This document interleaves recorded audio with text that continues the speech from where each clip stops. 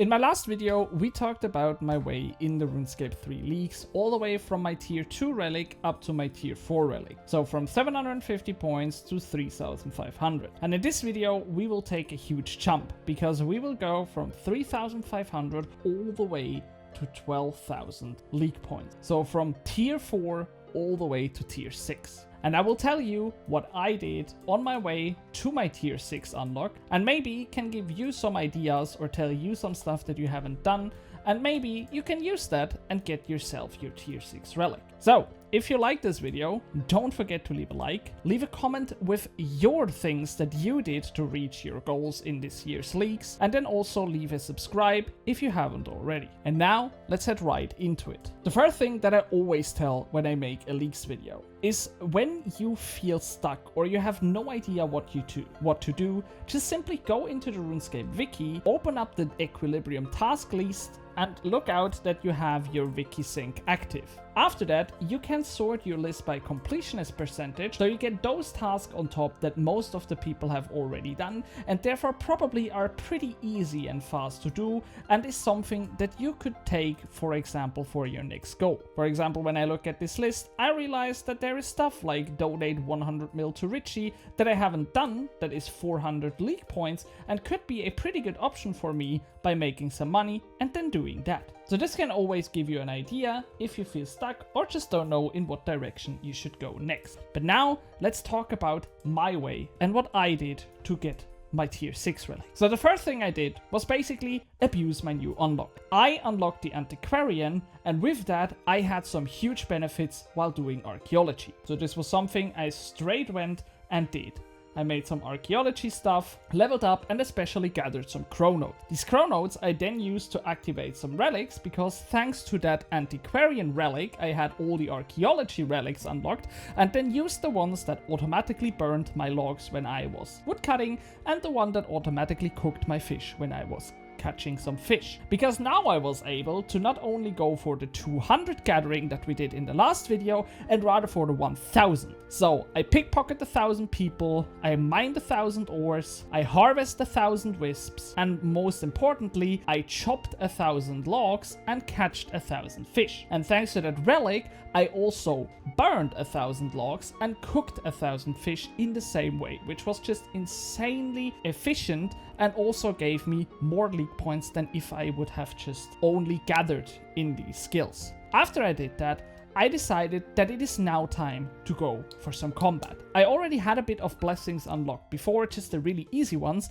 and I decided that now I want to train my combat skills, get some combat levels, because this is also always league points, and most importantly, I want to go into PVMing and bossing. So therefore, I took my first steps, went to combat level 60, took my first Reaper tasks, and did all that easy shenanigans. So I killed Ivar, I killed the Silver Quill, I did the combat achievements for Ivar and also some at Silver Quill. I, for example, also killed the Arc Glacier ones, which was really easy to do and really free, and then also did a lot of Reaper points. And in the Reaper tasks, not points, I got a lot of Gates of Eledinis.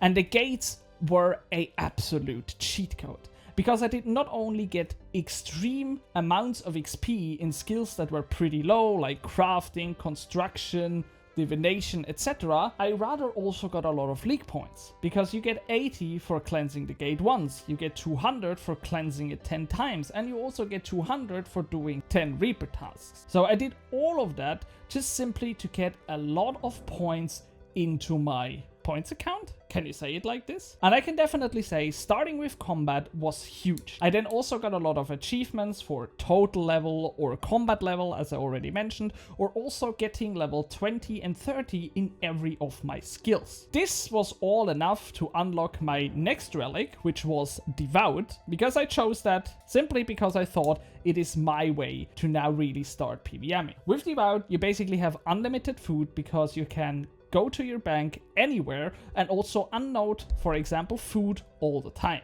And with that in mind, I went to chat just to realize that you can't take your familiar into chat. But I was strong enough nonetheless, and I did chat actually 2 times, because I did him and did him without killing his healers, and then equipped the cape. And after that I went again and used the cape on him and did all the combat achievements there, which was a total of 400 league points, I think, that I got from chat. After that I decided that it's AFK time and went for some thieving training, trained my thieving to level 95, and then took it into the heists to get a really quick 99, which was also my first 99, and thanks to that I got a lot of league points and tasks done just by doing this stuff. With that, I then unlocked a new area with the wilderness, and then I started doing a lot of tasks there. And as always, when you unlock a new area, you have a lot of stuff that is easy to do that you haven't done already. Just stuff like killing the King Black Dragon, killing him 25 times, killing him in a full Black Dragon outfit, which is also something that I was able to do now since I got Black Dragon hide from the King Black Dragon himself. Then there is also other stuff that I was able to do, like doing the wilderness course, killing Fedite zombies, going for the saves in the wilderness, which were all tasks that are so easy to do and just simply lay there because you have now unlocked this new area. This is the beautiful thing about area lock, you know, you unlock the new area and a lot of stuff is you are able to do from the get-go simply because you grinded a lot of that stuff in the previous areas. So therefore, the new wilderness was insane, and it also unlocked Dungeoneering for. And this was my next grind because I wanted to get a better weapon, and since I went for range and you want to wear a shield with the blessings that I chose, I decided that the chaotic crossbow is the one that I want to go for. So I grinded some Dungeoneering, got a lot of unlocks there and levels obviously, and then unlocked the chaotic crossbow. And with that upgrade,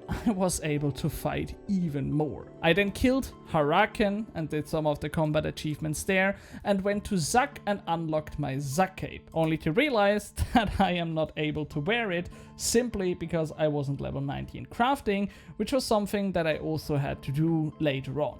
But thanks to that chaotic crossbow, I was insanely strong and I was able to do a lot of combat tasks. And at that point, I basically looked out for bosses that I am able to kill. For example, go into the God Wars Dungeon 2, there was something that I was able to kill. Or also go for Elite Dungeon 2, which was a huge one because you also can get that Gemstone Dragon task done, even though it shouldn't work the way it is phrased, but still it's 400 league points just for that, and also a combat blessing, or I think even 2 combat blessings when you go for that Elite Dungeon 2 run. I then also leveled up my other combat styles so I can go for more combat in the God Wars Dungeon 2. And then last but not least, I went to Warcath and killed the dragon as well. And with the kill on Warcath, I was then able to unlock my next relic, my tier 6 relic, and go one step further. But this is all something that I will tell you in my next video, where I will tell you my path from the tier 6 all the way to the tier 7 relic,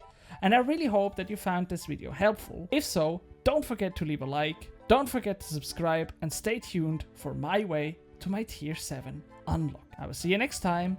Bye.